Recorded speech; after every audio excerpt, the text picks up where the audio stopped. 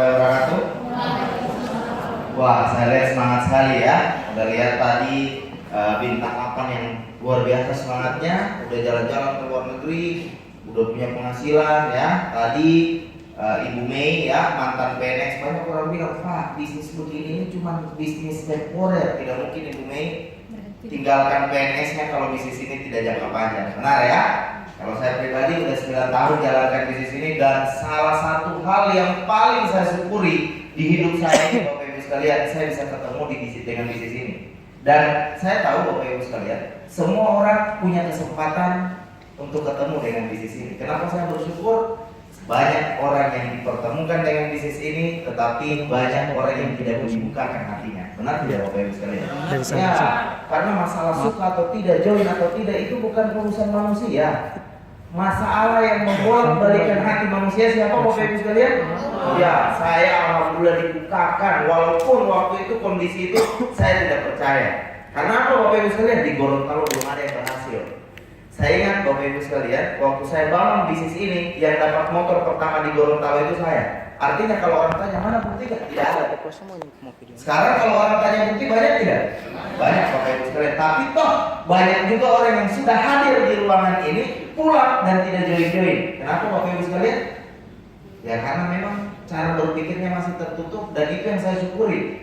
Walaupun belum ada bukti, hati saya dibukakan, hati saya dilunakkan, dan alhamdulillah saya join, dan kurang dari 10 tahun hidup saya berubah. Ya, saya bersyukur sekali Bapak Ibu sekalian, keluarga saya bangkrut ya. Sebelum saya jalankan bisnis ini, keluarga saya bangkrut, banyak hutang Bapak Ibu. Hidup kami tidak seimbang, hidup kami tidak nyaman, bahkan tidak dihargai. Anda udah pernah rasakan bagaimana orang yang punya hutang Bapak Ibu ya. Kami pernah ada di posisi itu, makan aja susah, saya sekolah tinggal pindah di rumah-rumah teman Bapak Ibu. Dengan kondisi itu, makanya saya memilih untuk segera sukses di bisnis ini. Karena buat saya Bapak Ibu sekalian tidak ada pilihan. Saya pernah baca buku The Cash Flow Quadrant yang tadi Pak Diko udah jelaskan pemateri kita ya sebelum impact. Di buku itu yang membuka cara berpikir saya. Dibilang begini Bapak Ibu sekalian, kalau Anda pengen kaya, Anda bisa dengan cari uang. Tetapi kalau Anda pengen bebas finansial, cari uang tidak bisa membuat Anda bisa bebas finansial. Banyak tidak orang di luar sana yang punya banyak uang? Banyak tidak orang yang dari mereka punya banyak uang tapi tidak punya waktu. Ya, mereka hanya pintar menghasilkan tapi tidak bisa menikmati. Ada tipe orang Bapak Ibu sekalian, 3 tipe orang. Yang pertama, 2 tipe orang ya. Yang pertama bodoh dengan bodoh sekali. Bodoh itu bagaimana Bapak Ibu sekalian? Orang yang dikasih pegang uang sebanyak apapun, dalam waktu sekejap langsung habis uangnya. Itu orang bodoh Bapak Ibu sekalian. Betul? Pernah tahu orang itu? Sebelah mana dia duduk? Oh, tidak ada di ruangan ini ya. Itu orang yang bodoh. Nah, orang yang bodoh sekali Bapak Ibu sekalian, pintar sekali cari uang tapi tidak tahu menikmati. Banyak tidak? Banyak. Saya punya teman Bapak Ibu sekalian ya. Kalau saya bilang, ayo ke luar negeri, aduh tidak ada yang jaga toko. Maju ke luar negeri, aduh tembus tidak kasih izin. Padahal ada uang Bapak Ibu sekalian. Insya Allah tidak ada orangnya di sini ya. Amin. Nah itu yang saya bilang Bapak Ibu sekalian.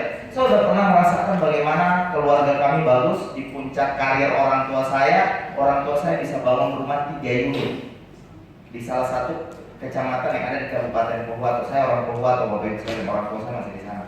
Ya, mereka bisa bangun rumah 3 unit, satu rumah itu ada kamarnya sampai belasan kamar Bapak Ibu sekalian. Anda tidak bisa bilang kalau orang tua saya itu bangkrut dan mereka cuma main-main dengan bisnisnya mereka. Mereka udah kerja keras. Cuman karena mereka konsepnya cari uang, maka mereka tidak kemana-mana. Anaknya setelah dipinjamkan buku, saya baca bukunya, oh ternyata cari uang itu ternyata cuma cara berpikir saja. Banyak tidak orang yang menghabiskan waktu hanya untuk cari uang. Waktunya, tenaganya, semuanya dipakai hanya untuk cari uang. Padahal dia tahu uang itu kalau dia dapat pasti habis tidak? Habis. Beli akan sayur, beli akan ikan, beli akan beras, untuk jajan anak sekolah, bayar ini, bayar itu, bayar ini, bayar itu, dan segalanya pasti habis tidak Bapak Ibu sekalian? Akhirnya besok-besok dia harus apa lagi? Bekerja lagi, bekerja lagi, bekerja lagi. Dia mencari sesuatu yang pasti habis Bapak Ibu sekalian. Pertanyaannya sampai kapan selesainya? Sampai kapan selesainya? Nah, saya pernah baca buku juga begini Bapak Ibu sekalian. Ada orang yang berjuang dari dia zaman susah, kuliah dia susah, akhirnya dapat pekerjaan, dimulai dari karir yang paling bawah, bertahun-tahun naik, bertahun-tahun naik penghasilannya, akhirnya bisa jadi di posisi tertinggi di perusahaannya. Begitu sudah di posisi tertinggi, saat itu usianya sudah, dan sedikit lagi ketika dia pensiun Bapak Ibu sekalian, pertanyaannya, anaknya bisa tidak melanjutkan lagi karir yang sudah dia bangun? Tidak, bahkan lucunya anaknya kalau mau berkarir harus mulai lagi dari nol. Luar biasa tidak Bapak Ibu sekalian? Ini konsep mencari uang.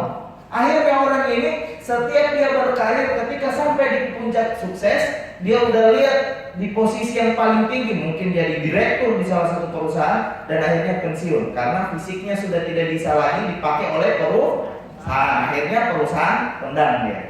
Nah, pertanyaannya, anaknya kalau mau berkarir bisa tidak langsung loncat, langsung dia menggantikan posisi bapaknya, orang tuanya? Tidak bisa. Anaknya harus mulai lagi dari nol Bapak Ibu sekalian, dan anaknya harus dia lihat lagi berproses dari nol. Nah Bapak Ibu, itu yang saya tidak mau. Saya tidak mau cari uang, saya mau bangun aset. Sehingga apa yang saya bangun nanti ketika sudah jadi, sudah di puncak sukses di bisnis ini berapa? Peringkat apa? Executive Director Bapak Ibu sekalian. Di Executive Director penghasilan itu bisa sampai 13 miliar, minimal 13 miliar per bulan. Iya, ini dihitung-hitungannya udah ada ya.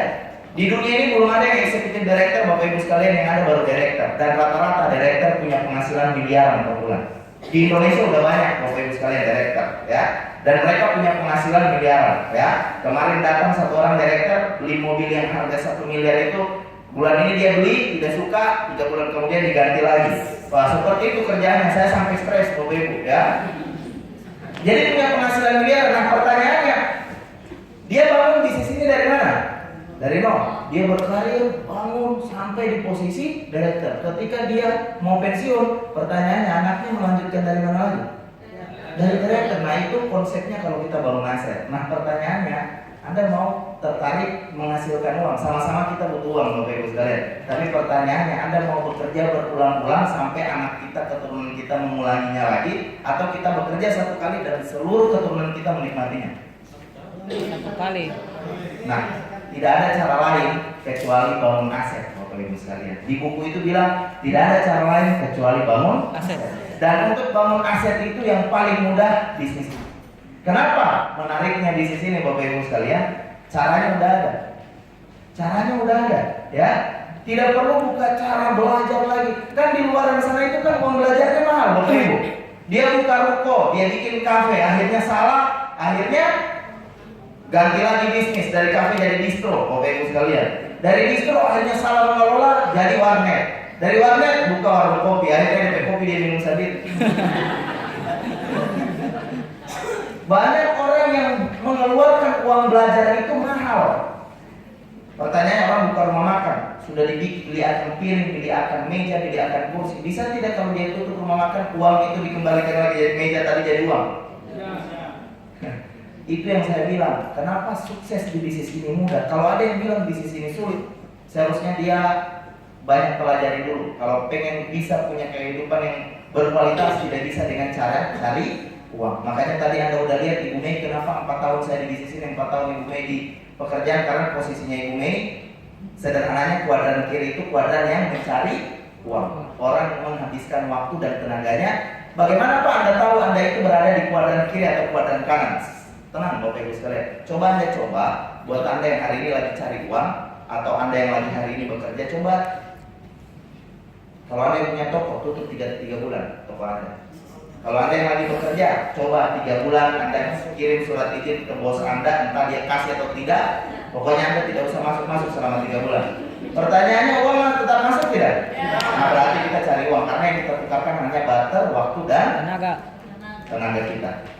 Nah kalau mau bangun sesuatu, bangun aset itu Bapak Ibu sekalian, di awal Anda mungkin jauh lebih kerja keras dibanding orang yang cari uang. Tapi tidak selamanya. Hanya beberapa waktu aja. Saya Bapak Ibu sekalian, saya kasih tahu ke Anda, di usia 23 tahun, saya memulai bisnis ini 19 tahun.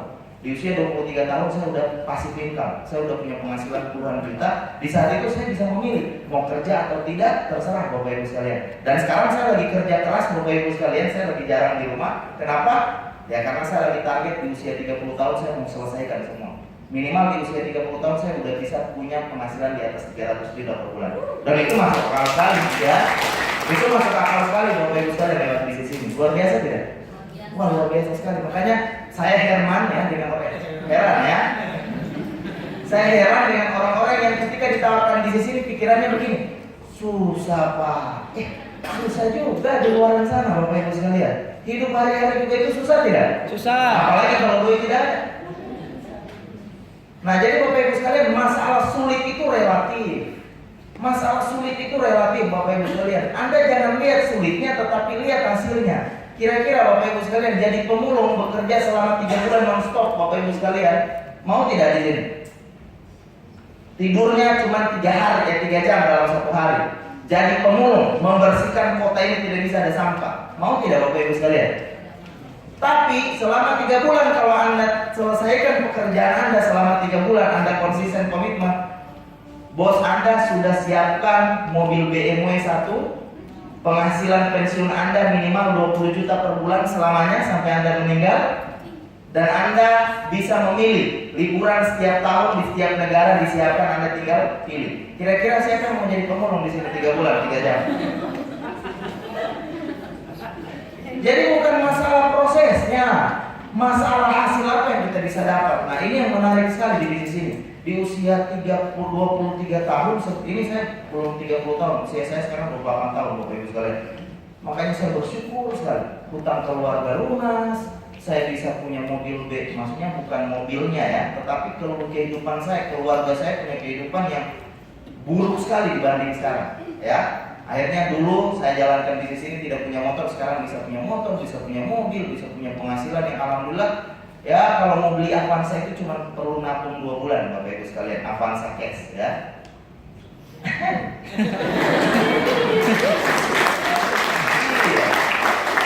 Dan enak ya, hidup tidak ada utang Bapak Ibu sekalian. Hari ini Bapak Ibu sekalian, saya bukan mau bahas apa yang hari ini saya dapat. Saya mau bahas salah satu leader terbaik yang kita miliki di tim kita Bapak Ibu sekalian. Kebetulan yang akan sharing sebentar Pak Alfian ya.